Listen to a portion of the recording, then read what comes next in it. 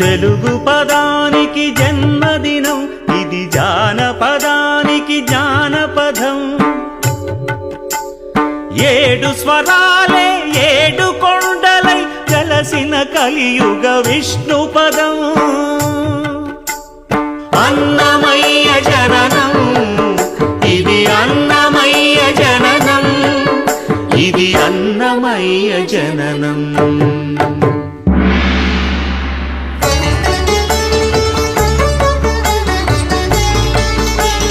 హరిషడ్వర్గము తెగనరికే హరి ఖడ్గం ఇది నందకము.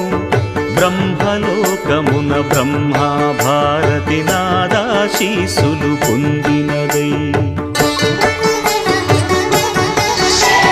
శివలోకమున చిద్విలాసమున భ్రమరుధ్వనిలో గమకితమై